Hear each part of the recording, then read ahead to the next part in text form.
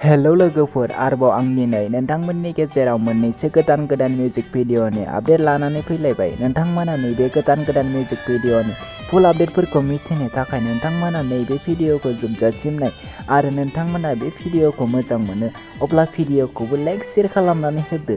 फैदो बिदिब्ला लोगोफोर दिनैनि बे गोदान मिउजिक भिडिअनि आपडेटनि सायाव। दिनैनि बे गोदान मिउजिक भिडिअनि टाइटेलानो जादों ग्वजान फैसालि। लोगोफोर, नोंथांमोना नैबे गोदान मिउजिक भिडिअखौ दासिमबो नायाखै अब्ला नोंथांमोना नैबे भिडिअनि गेजेरजों नायनो हागोन। बे भिडिअनि स्टार्टिंआनो जादों सोरां नार्जारि आरो पुजा मुसाहारि। लोगोफोर, बे भिडिअआ जोबोरैनो मोजां जादों आरो बे भिडिअनि प्रडिउसारानो जादों निक्की बसुमतारी।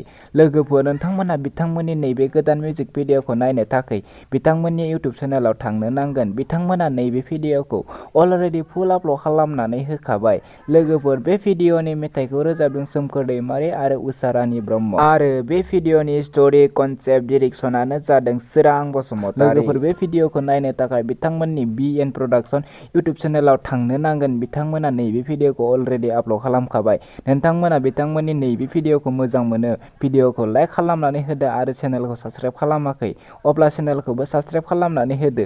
बिदिब्ला लोगोफोर, दिनैनि बे गोदान भिडिअनि गुसुं आपडेटआ बेखिनियानोसै।